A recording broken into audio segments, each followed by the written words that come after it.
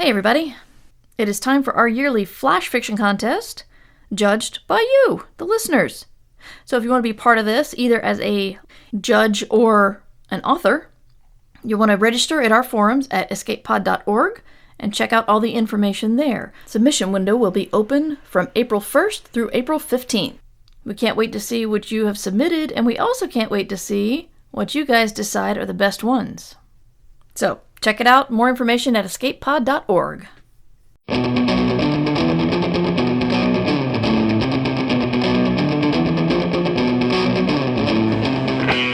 Escape Pod, Episode 725, Falling Through, by Steen Comer.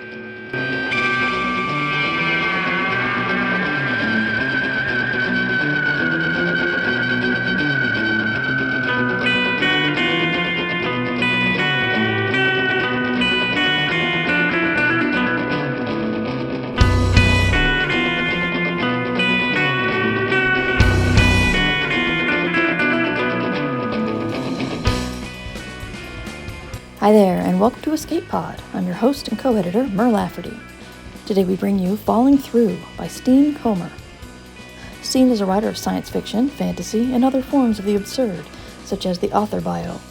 He's a graduate of the Viable Paradise Writing Workshop and has received glowing personal rejections from several prestigious publications. He is currently at work on his second novel, after which he hopes to repair his first. It's narrated by Roderick Aust. Roderick started his journey as a voice actor in the U.S. Air Force, where he was a military broadcaster for the American Forces Network. During the 5 years he served his country, he wrote, edited, and voiced several radio commercials, news reports, and segments, and even had a few radio shows. After that time, he began acting in plays across Houston, voiced characters, and even directed several old radio plays for irlonestar.com. This is an Escape Pod original. Now grab a hot cup of off-brand coffee, or maybe brand coffee. It's story time.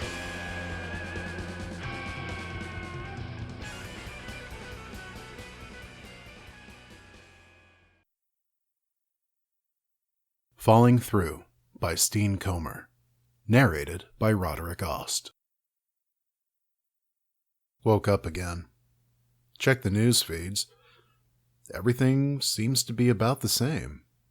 Though there is news of a presidential candidate who I don't remember dropping out of the race.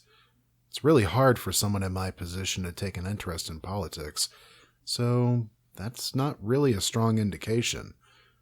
Maybe I just wasn't paying attention. I went to work, and the office was still there.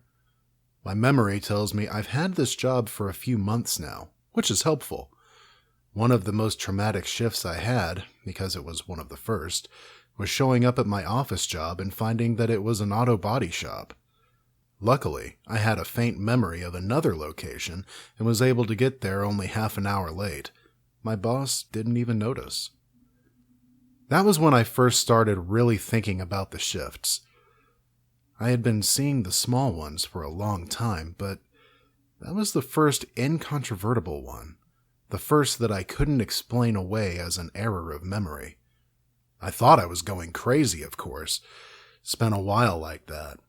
And in a case like this, it's impossible to be sure that I'm not crazy. But I found a practical operational paradigm, as Jonas was fond of saying. Oh, Jonas. First shifter other than myself I ever met. Last one I ever saw. I should get back to work. I don't know why today I need to write this down again. Maybe it's the sky. It's a flat gray that could be anywhere. It's the color of Claire's eyes.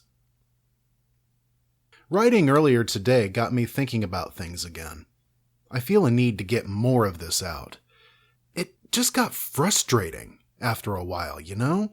Never knowing what to expect on any given day. I'd go for months, most of the time, without anything happening. I'd work my job, whatever it was. I'd go to my house, whatever that was. Pretend to have friends, whatever those are. I mean, they'd care for me until they didn't. Until I was someone else. I'd start to get used to things and think maybe I'll make something else happen. Maybe I'll try to move on to a more interesting job. Or maybe I'll try to date someone. and then I'd get hit again. Like a car crash to my life, sideswiped out of nowhere, sent spinning into another lane, pointing in some new direction, but always moving just as fast. Sometimes it's small, almost like a warning shot. A famous sports team plays hockey instead of basketball. A brand of candy is blue instead of orange. Nothing that couldn't be explained by a failure of memory, just enough to keep me on edge.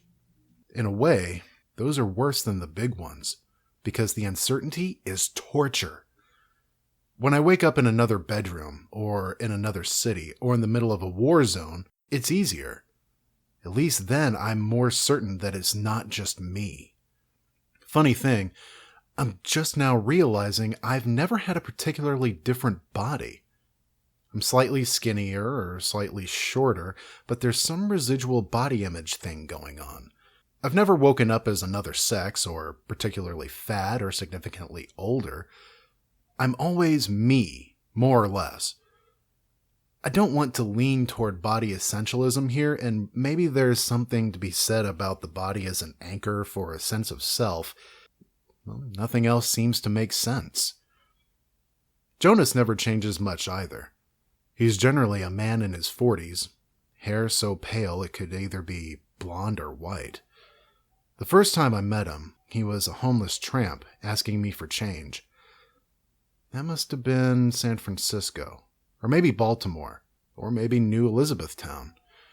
I tried to dig out some money, but it wasn't in the right pocket, and I wound up standing there fumbling while he went on about "bless you" and "thank you" in that Jonas way, but then he said, "I just want to get some breakfast in a Columbine cup."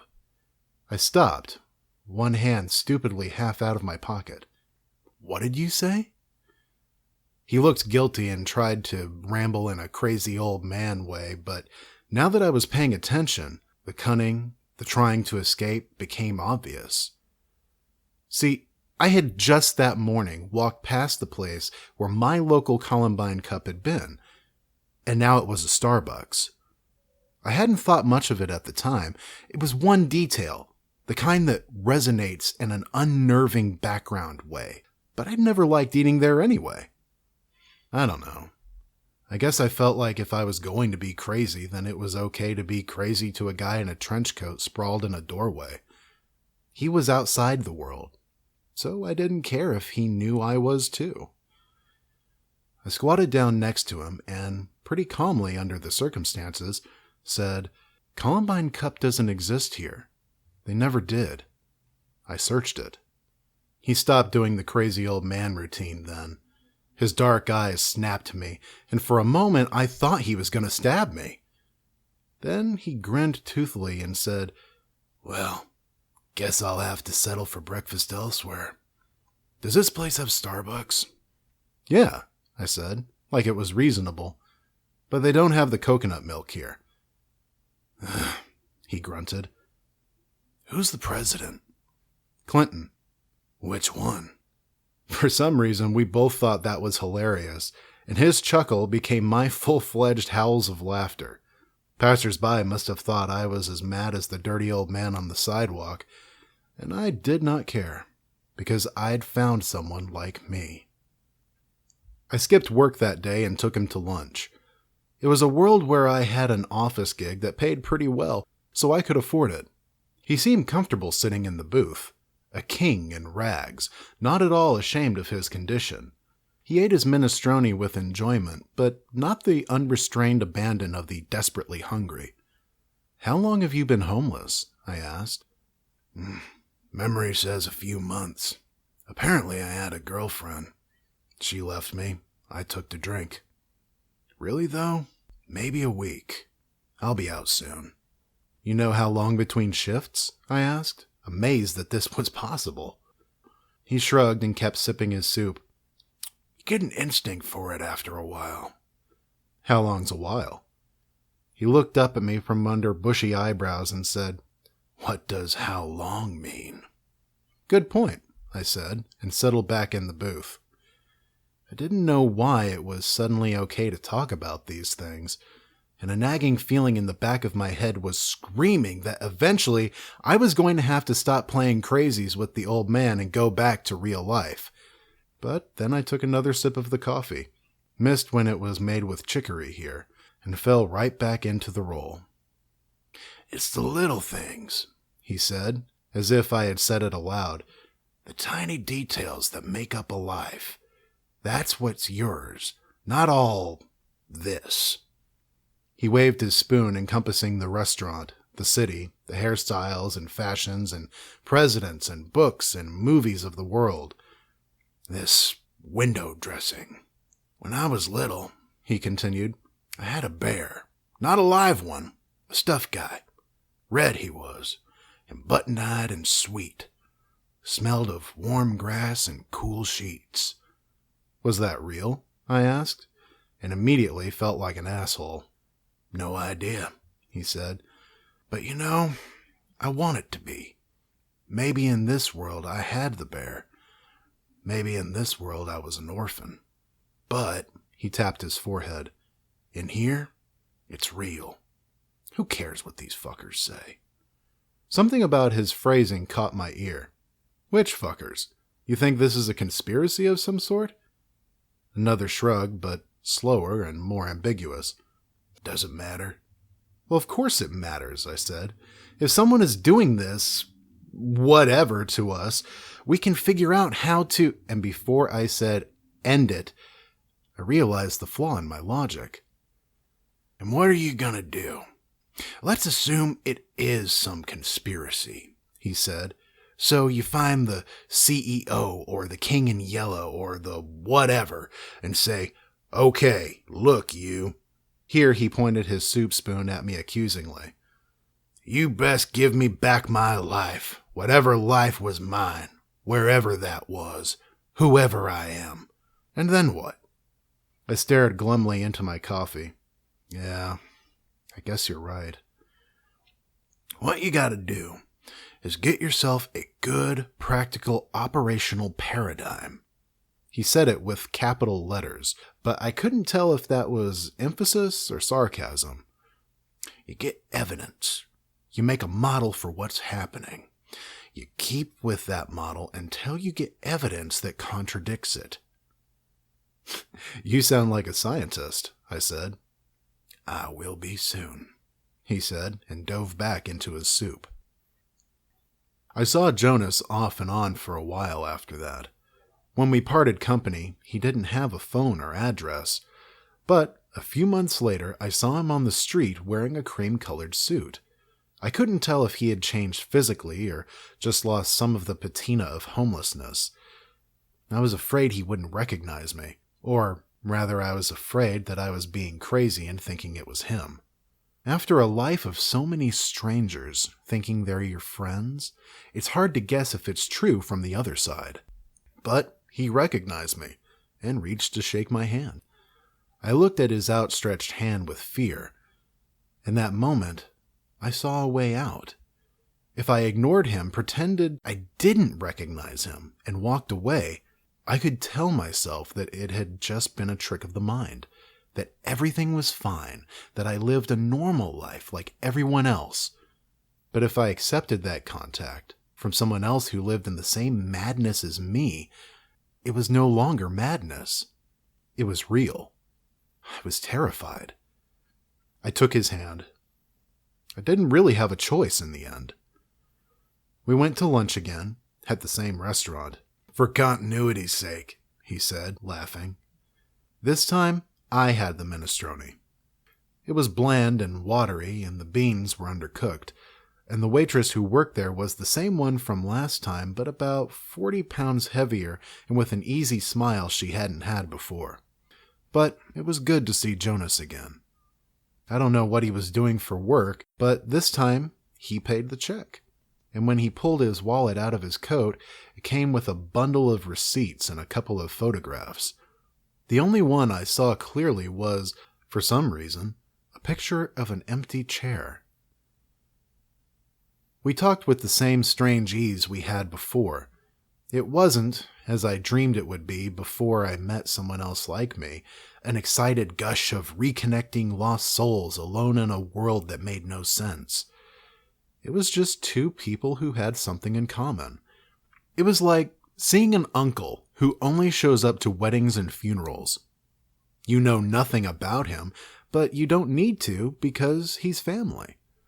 Besides, what was there to know that wouldn't shift underfoot the moment we said it? We were both adrift in a sea that did not allow for small talk. The details of our lives were meaningless to ourselves. How could they be meaningful to someone else? But then I mentioned one particular detail, and it shattered that peace. Claire was a girl who worked in the cafe by my office. I would always get coffee from her before work, and she would always smile when she saw me come in. Medium-length brown hair pulled up in a bun that always stuck out in all directions, like a halo. Glasses, most of the time. A superbly adorable upturned nose, and a mean hand on the cappuccino machine. We would make small talk, and it felt like she wanted to continue the conversation, but I couldn't be sure. I suppose in one way I was preemptively giving up, because no matter how much she liked me, I didn't want to get involved with anyone under my circumstances. One day, as she handed me my coffee, she said, "You know, when you first came in, I thought you looked familiar, but I can't for the life of me figure out who you are." I swallowed my first several responses and finally said, glibly, I hoped, "Well, maybe you're remembering the future." As soon as I said it, I realized how much it sounded like a cheesy pickup line. But she laughed and said, "Only one way to find out. Do you have plans for dinner?" And then I woke up one day, opened my eyes, and saw her sleeping peacefully beside me. I tried to remember how long we had been doing this. The bedroom was the one I remembered as mine, but there were photos of her everywhere. Pictures of us on a beach, pictures of us in a cheesy photo booth, a picture of her sitting in a beam of sunlight, reading, oblivious to the camera. I found myself desperately hoping I had taken that picture. I remembered none of it. Also, I kept being distracted by the way the morning light played on her hair. Seeing it loose was like a signal that I had entered a sacred place. In the end, I just gave up and happily kissed her when she snuggled into my arms. This had all happened before I saw Jonas the second time, and he must have seen something in my manner that was different. When he asked how I was doing, I had to mention Claire, because at the time she was expanding to fill my entire world. His eyes grew hard, and for the first time his easy manner fell away. "This is a bad idea," he said. I was, of course, incensed. Who was he to take away this shot at happiness, no matter how doomed? I said something to that effect, probably less coherently, and he just said, "You know what's going to happen. You know you're going to lose her, and you won't even know why, and that's what will torture you." I must have stared angrily off into space for some time, because the waitress's easy smile was strained when she came over and asked if I needed a refill on my coffee. I said no thanks, and somewhat stiffly told Jonas I had to go. He didn't say anything as I stood up, but as I passed, he said my name in a way that it stopped me, as surely as if he'd grabbed my arm. "You know what's going to happen," he said again. "Don't do this to yourself." I walked out without saying a word. Claire and I continued happily for some time.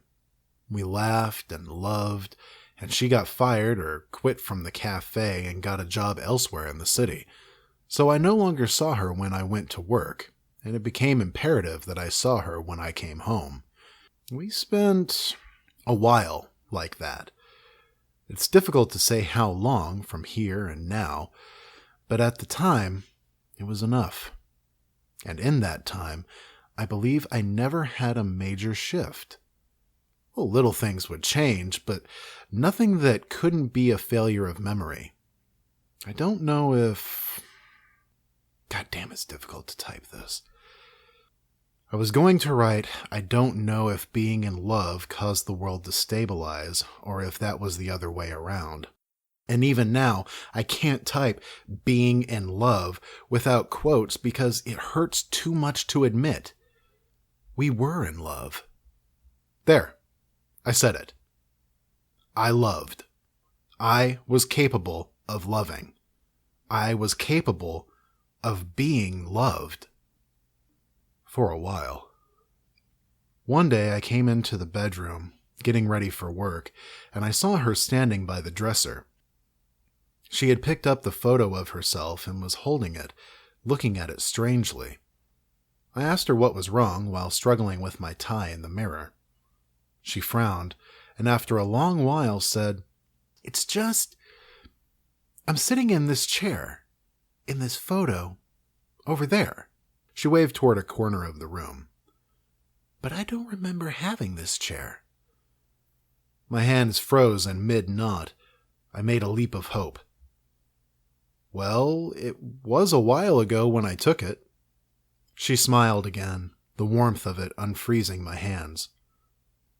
"Of course, you took it. I'm just being silly." She laughed and put the photo back on the dresser, where it remained through many changes. I still saw Jonas every once in a while. The next time we met, he greeted me as warmly as he had the second time, and I wasn't sure if he was trying to be nice or if he had shifted in such a way that he didn't remember about Claire. I didn't bring her up in conversation. We would talk amiably, catching each other up on discrepancies we had noted in the world. We built up a little database over time, comparing notes, and it became apparent that we were not passing through the same universes. He lamented the loss of an Italian restaurant, which apparently had an amazing pesto, at a location that had been a bank for as long as I could remember. I tried a beer he had never heard of. He had seen the rise and fall of a separatist death cult in Ohio that had demanded nation-state status from the U.S. and then died messily before the FBI could kill them. Apparently, it was all over the news for the duration of the 3-week standoff, but I had never heard about it. And yet, he and I, falling through layers and layers of reality, somehow remained contingent. Conjoined twins, entangled, intertwined, lunch dates at the edge of a crumbling universe. One day, I woke up and saw a bottle of whiskey on the bedside table, and it was a brand I had never heard of. Claire was not there. I sat bolt upright in bed and called her immediately. The faint relief that she was still in my phone was not enough to keep my heart from pounding as I listened to the ring. Once. Twice. 3 times. She picked up on the 4th ring and addressed me by the pet name she used for me, so I knew she still loved me. I had a hard time explaining why I had called her, but she accepted it with grace. She did that a lot with me. "What's wrong, love?" she said. Still half asleep, I mumbled, I was afraid I had left you." She laughed. "I'm pretty sure you'd know if you left me. And if you mean you were afraid I left you, I did. It was for this delicious sandwich." She said, and then made loud eating noises until I started laughing too. I considered then, and many other times, telling her everything. And the thing that stopped me wasn't the fear that she'd think I was crazy. It was the fear that in bringing it up, I would somehow burst this bubble that had formed around us. The next time I saw Jacob, he had glasses and a pocket protractor. "I told you I'd be a scientist soon," he said. I laughed and said that was just a statistical question of time. "Hell," I said, "eventually I'll wind up a scientist." Jacob. Jonas. I just scrolled up and his name is Jonas. But I remember it being Jacob. It's starting to slip. I have to write this quickly. He was excited. Apparently, the type of scientist he had become was the sort who was into cosmological theories, and he had access to memories of research relevant to our circumstances. He started talking frantically about Riemann functions and multiple world theories, and while I was familiar with the latter, I had no idea why the former was relevant. And then he was off on something about Gödel, and finally I held up a hand and said, "Look, what does this all mean to us?" His grin didn't diminish as he said, "It means I think we can stop it." It must have seemed more idiotic when I said it. "Stop what?" "Stop shifting," he said. "We can stabilize our worlds." I have said that it was a leap of faith to acknowledge that this was actually happening, that it wasn't all in my mind. Having him around had convinced me of that, and I had gained some clarity. And now, he was proposing to take it all away again. All of the pain, and the doubt, and the constant fear of madness and unreality, the waking up not knowing where or who you were, the instability had become for me a sort of metastability. I wasn't sure if I wanted it to stop. I tried to express this to him, and he didn't get it, until I finally said, "Okay, look. Let's say we stop this. How do I know this is the best of all possible worlds for me? How do I know that I won't wake up in a better place tomorrow?" He looked at me and said, "You have Claire." It was the first time he had mentioned her since we had argued about it, and my blood went cold, and I knew he was right. I don't know how he knew we were still together, though I suppose it must have been apparent from the fact that I hadn't brought her up to prove him right. But I knew that I had a chance, and he knew I would take it.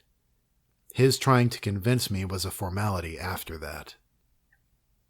I woke up next to Claire and did not open my eyes for a long time. I listened to her breathing, listened to the sounds of the world outside, tried to detect any differences. The city sounded like every city, so I couldn't tell. But I could hear her breathing, and that was all that mattered. I opened my eyes and looked at her for a long, long time. Then I kissed her and left her sleeping as I went to my appointment with Jay. I went to the office address he had given me and waited in a carpeted lobby with a bored receptionist. There was a TV on, showing the news, and I scanned for names I didn't recognize. I knew all the politicians making busy sounds. I knew the names of all the countries we were bombing. I knew Claire was still sleeping or waking up and heading to her class. I knew this world, and I became more and more convinced that I wanted to stay in it. Jay came out to the lobby and greeted me. I noticed that his hair had never really changed in the time we had known one another, always unruly and about the same length. We walked through a door, through a cubicle farm retrofitted into a research facility. It occurred to me to wonder how he had set this up outside of academia, but for all I know, he just dropped into a startup founder and pivoted hard into multidimensional mathematics. It wasn't the strangest thing I had seen. He led me to an office and sat me in a chair. He didn't even try to explain the procedure to me. It felt somewhere between knowing that I wouldn't understand it anyway and our easy amicability with notions of truth. The chair was like a dentist's chair, but instead of an overhanging lamp, the headrest snugged up inside of an enormous torus that emerged from one wall, as though a giant insect was shoving its backside into the room. There was a sense of some vast mechanism behind it, terminating in this thing that I had put my head inside. The room was filled with a low hum. He sat in a chair opposite me and started doing things to a computer that I couldn't see. He said, "Just try to relax and remember who you are." The hum got louder, and harmonized with several layers of higher wines, as if something was powering up. The air was filled with the smell of ozone and petrichor. And then, with no warning or fanfare, the universe turned inside out. I lost my body, though I could sense it off somewhere I can only describe as behind me. I was aware of the entire universe. I know that sounds trite, but there really is no other way of describing it. It was as if all of my life I had been one thing in a world filled with everything that wasn't me. And suddenly, I was everything except me. Stars, supernovas, black holes, puppies, ladybugs, architecture, pipes and beer and tears and plazas and galaxies, all of it. And all of it folding over itself in infinite iterations, shifting in a timeless all-time. Not so much multiple universes, more of a single universe, constantly evolving, regardless of our petty laws of physics that say it can't do so. And at the center of it, me. Well, not at the center, actually, because it had no center. I was a point that looked like the center because of my orientation. This could have easily been given way to godlike delusions of grandeur, except that I knew I wasn't the only one. There was me, and next to me, but infinitely distant, there was Jay. I somehow recognized him. I don't know how, except to say that I saw all the things that were not Jay around him.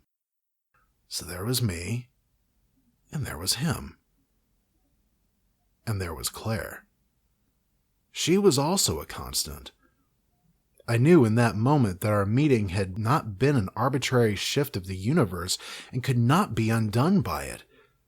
We had been two people meeting as usual, not knowing that we were falling together through infinite worlds.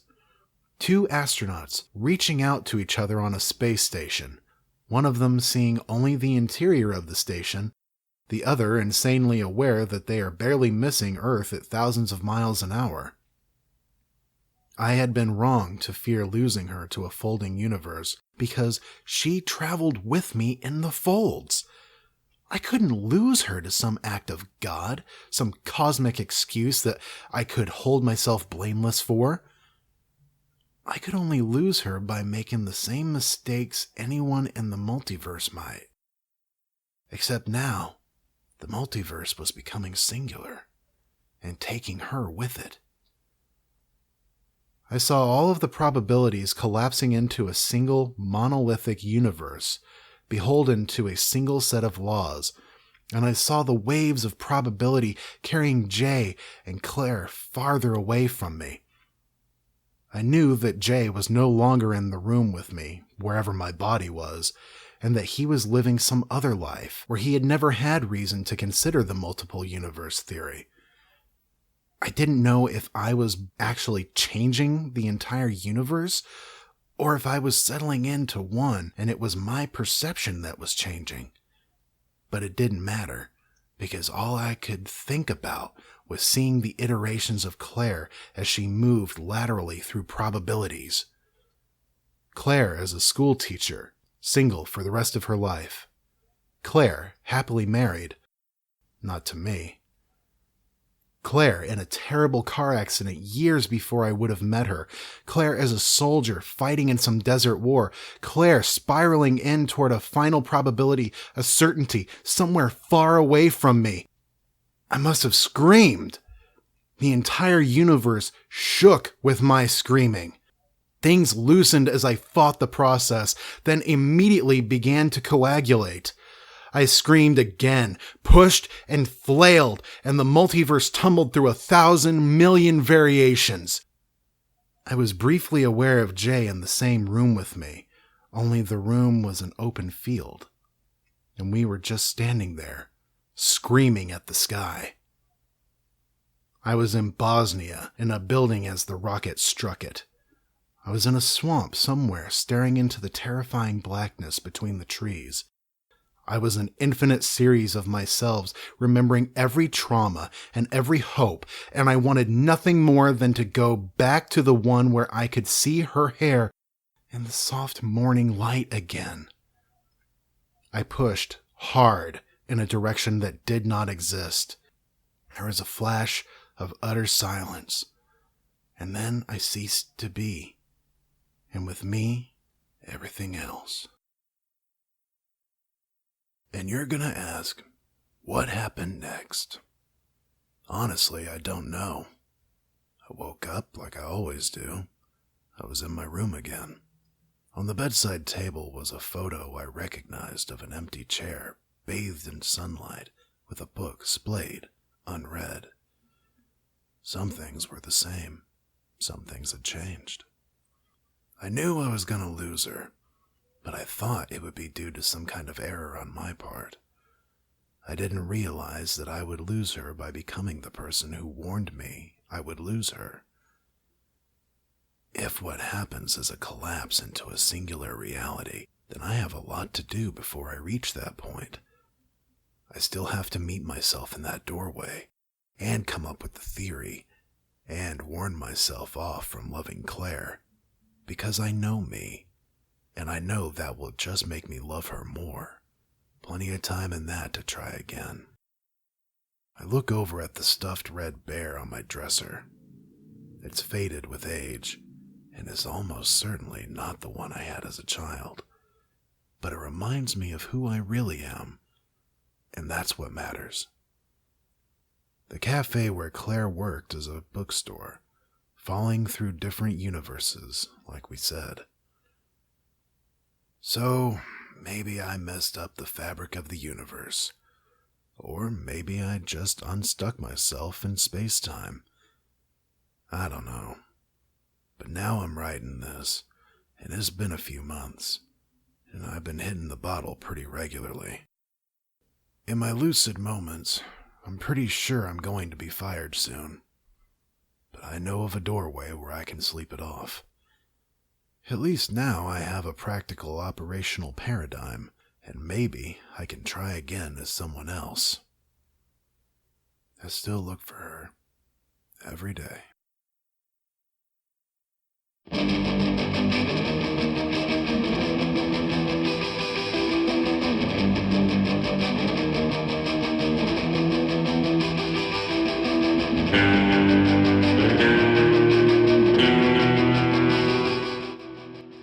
And that was our story.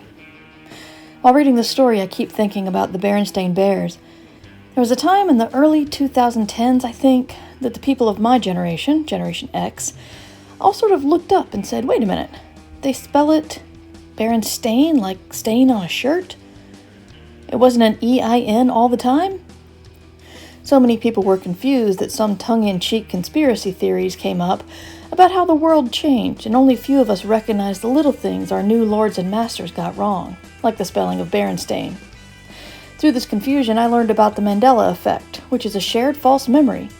It was named for Nelson Mandela, who many people remembered having died in the 1980s when he was still alive at the time. The funny thing about this is the feeling of relieved gratification you find when you discover that somebody else also has this memory. Because if it's only you, and we hear time and again that memories can't fully be trusted, what's wrong with you that you're the only one who can remember this? But if two people remember a different coffee or a different colored candy or different spelling of a beloved childhood fictional family, then there might be something to that. If you try to understand the multiverse, you could go mad, which is why it's nice to have a moment of perfection, an experience you never forget, to ground you. Hell, it's nice to have that in a singular universe. I'm writing this now in the midst of the COVID-19 pandemic, sheltering in place with my family, confusing the hell out of my dogs. And well, yeah, we're afraid of the virus and what recession or depression will follow this halting of our economy. Some of the hardest things to deal with are the real loss of small moments in our lives that brings us not just happiness, but the foundation we've learned to hold on to. I didn't know how much I treasured my weekly lunch with some local freelancers until I was denied that connection. But we move along, washing our hands, listening to podcasts, and waiting for the all clear from the health professionals. We here at Escape Pod do wish health to you and your loved ones. It's hard to ask for donations during this time, but if you're one of the lucky people who are able to work from home and still making money, or able to work at all and still making money, then please consider a one-time donation or becoming a patron of Escape Artists. We know it's a hard time, but it's more important than ever to bring distraction and a fun story to people every week, and that's what all 4 of our podcasts do: Escape Pod, Pseudopod, Cast of Wonders, and Podcastle. So donate at escapepod.org or patreon.com/EAPodcasts. Escape Pod is a production of Escape Artists Incorporated, published under a Creative Commons Attribution Non-Commercial No Derivatives license. All other rights are reserved by our authors. Our music is by permission of Daikaiju, and you can find them at daikaiju.org. That was our show for this week. Our quote comes from Emily V. Gordon. When we each focus on being the dominant force in our own universe rather than invading other universes, we all win. We'll see you next week. Have fun, and wash your hands.